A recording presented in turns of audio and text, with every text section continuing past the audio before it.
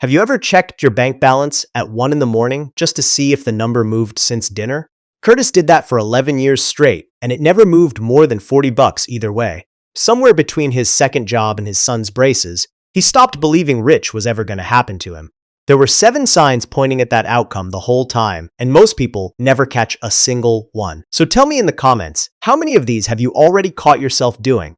Curtis wasn't lazy. He worked 48 hours a week running the night shift at a distribution center outside Columbus, and he'd been doing it since he was 26. He paid his bills on time. He never bounced a check. By every measure his neighbors used, he was a responsible man. But responsible and rich turned out to be 2 different roads, and Curtis had been walking the wrong one without ever noticing the fork. The first sign showed up the day he got a raise. 80 cents more an hour, backdated 3 weeks, landed in his account like a little gift. And within a month, that gift had a new home, a bigger truck payment, a nicer phone plan, a standing Friday order at the steakhouse near his house. He never sat down and decided to spend the raise. It just happened the way rain finds a low spot in the yard. That's the first sign you'll never be rich. Every time your income goes up, your spending quietly climbs right along with it until the extra money vanishes before you even remember getting it. Curtis would have told you he was saving. He kept meaning to. He'd open his banking app on a Sunday night, feel a flash of guilt, and promise himself that starting Monday, he'd put money away first. Monday would come, the alarm would go off at 4:30, and the promise would get buried under a full day of forklifts and paperwork. Weeks turned into years this way, and Curtis kept waiting to feel motivated enough to make savings stick. He never noticed that motivation is not something you can order on schedule, like a part from a supplier. It shows up when it wants to, and most days, for most people, it doesn't show up at all.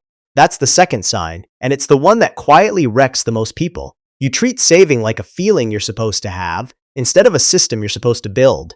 The men who actually build wealth are not more disciplined than Curtis. They just stopped relying on discipline in the first place. They set up their accounts so the money moves before they ever get a chance to talk themselves out of it. Curtis, meanwhile, was leaving that decision up to a version of himself that showed up tired, distracted, and 48 hours into a work week, night after night after night. Think about how many decisions you actually make on a normal day. Dozens, maybe more, from the second you wake up until the second you fall asleep. By the time payday rolled around, Curtis had already burned through most of his patience on smaller things. Arguments with a coworker, a kid who needed picking up, a truck that made a noise it hadn't made before. Saving money was just one more decision stacked on top of a pile that was already too tall, and it kept losing out to whatever felt most urgent in that exact moment. Those 2 habits alone were enough to keep Curtis exactly where he was for over a decade. But they weren't even the signs costing him the most. The next ones run quieter, and they're the ones almost nobody in his position ever catches. So if you want to see where you land on this list before the video's over, go ahead and hit subscribe now, because the next 2 signs are going to hit a lot closer to home for a lot of you watching. The third sign is the one that keeps good, hardworking people stuck in place for years, waiting for enough money before you start investing. Curtis had a number in his head, $5,000 sitting untouched, that he figured he needed before it was even worth opening an investment account. Until then, he told himself there was no point. Meanwhile, that same $5,000 sat in checking, earning nothing, quietly losing value to the rising cost of groceries and gas every single year. He wasn't protecting his money by waiting. He was watching it shrink in slow motion, and he didn't even know it because the number on the screen looked the same every time he checked. The truth almost nobody explains to guys like Curtis is that the account doesn't care how much you start with. $10 a week in an index fund, left alone for 20 years, grows into something real. It's not fast, and it's not exciting, and it will never make you feel like you did something impressive on a random Tuesday.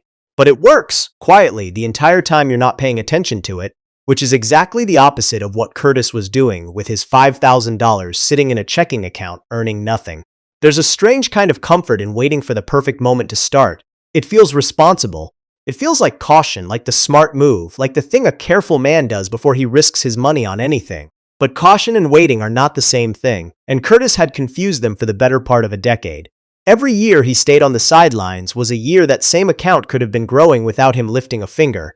And every year he didn't miss the money he wasn't putting in, he told himself that meant he wasn't losing anything. He was. He just couldn't see it because loss without a number attached to it doesn't feel like loss at all. The fourth sign is the one that fools the most people, because from the outside it looks like success. Curtis measured what he could afford by the size of the monthly payment, not by what he actually owned. The truck was $700 a month.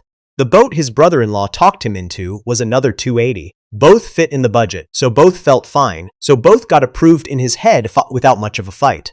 What never got asked was the bigger question: how much of his life he'd already signed away in monthly payments before he'd saved a $1 for the years when he couldn't work 48 hours a week anymore. This is the sign that separates men who look comfortable from men who actually are. A payment that fits your monthly budget can still be quietly draining every dollar you'll ever need later. Curtis had a garage full of proof that he could afford things.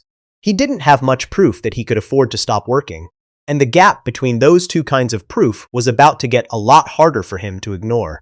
His buddy Gary lived 2 streets over, drove a car 9 years old, and never once talked about it at cookouts. Gary wasn't cheap, and he wasn't poor either. He just measured things differently. He asked what he'd own in 5 years, instead of what he could swing this month, and over time that one habit put him in a completely different spot than Curtis, without either man earning much more than the other. Curtis used to think Gary was just lucky, or maybe a little boring. It never crossed his mind that boring was doing most of the heavy lifting.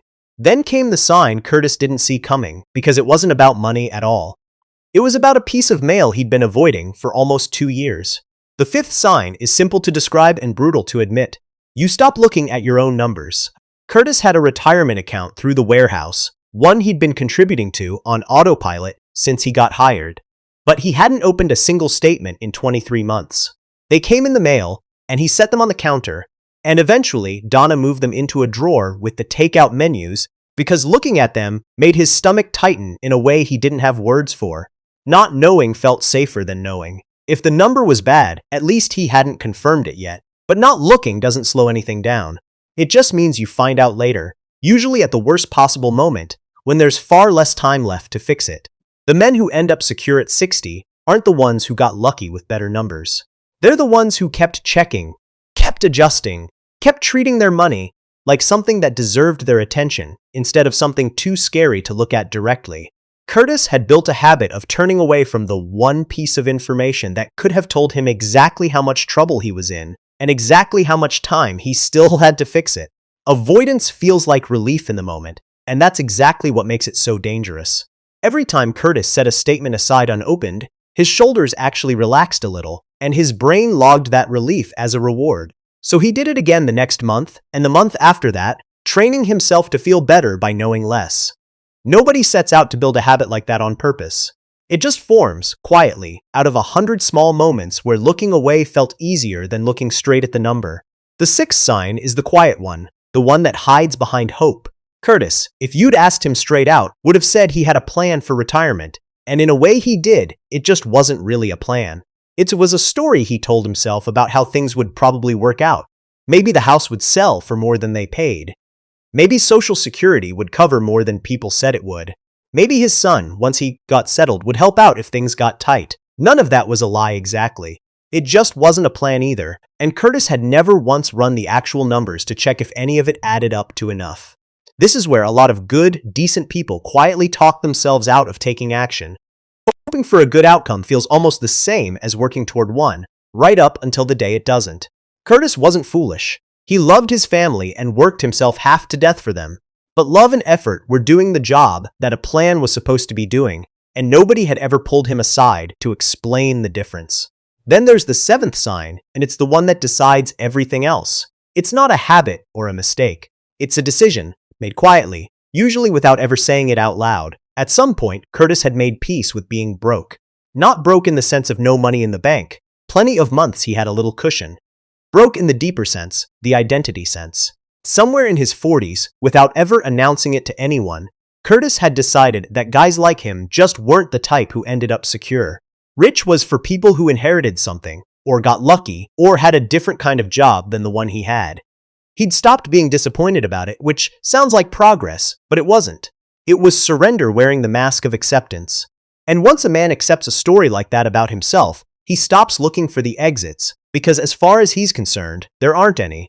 This is the sign underneath all 6 of the others. The raise that got spent, the saving that never started, the $5,000 sitting still, the payments that fit the budget, the statements left unopened, the hope standing in for a plan. Every one of them had the same root, and the root was a quiet belief that none of it would matter anyway. Curtis didn't wake up one day and choose to be broke forever. He just stopped fighting it, one small surrender at a time, until the surrenders added up to a life. You can hear this sign in the small things a man says about himself, almost as a joke. Comments about how retirement is for other people, or how the math never works out for guys on the floor instead of guys in the office, or how his own father worked until he couldn't anymore, and that's probably just how it goes.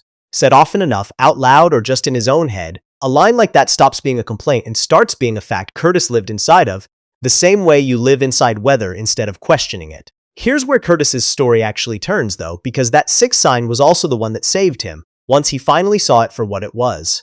It happened on an ordinary Tuesday, not a dramatic one. Donna asked him, half joking, what the retirement account was actually worth these days. Curtis opened his mouth to give some vague answer, the kind he'd been giving for years, and realized halfway through the sentence that he genuinely didn't know. So he pulled up the account right there at the kitchen table, in front of her, and looked at the real number for the first time in almost 2 years. It wasn't a disaster. It also wasn't close to enough. Somewhere in between those two facts, something in Curtis shifted. Not panic, he was 54, not 18, and panic wasn't going to build him a plan.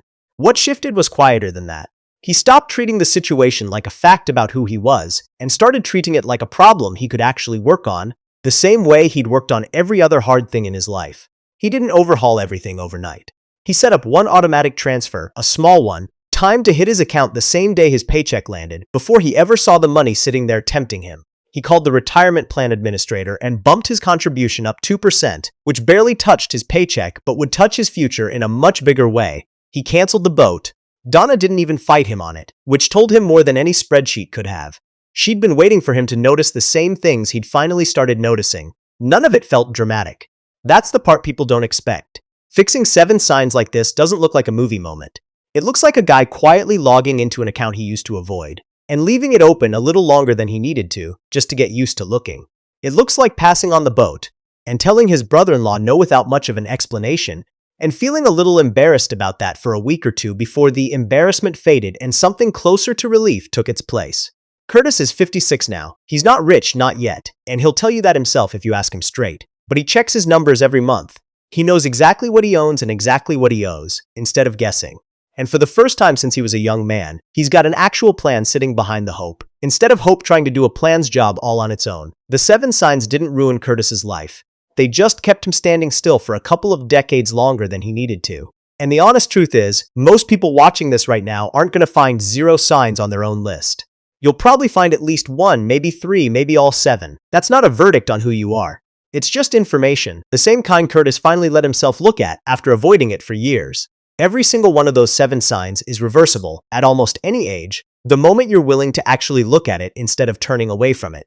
Curtis didn't fix his future by earning some huge new income. He fixed it by changing what he did with the income he already had, starting with the very next paycheck he brought home. But knowing the signs is only half the job. The harder question, the one that actually decides whether any of this changes your life, is how much of each paycheck you need to set aside to catch up, especially if you're starting later than you wanted to. That number looks different for a 28-year-old than it does for a man Curtis's age, and getting it wrong in either direction can cost you years you don't get back. That's exactly what the next video walks through. The real math behind how much of every raise, every paycheck, every bit of extra money should go toward catching up, based on exactly where you're starting from right now. Curtis wishes somebody had handed him that number 20 years earlier, instead of letting him guess his way through decades of paychecks. You don't have to guess.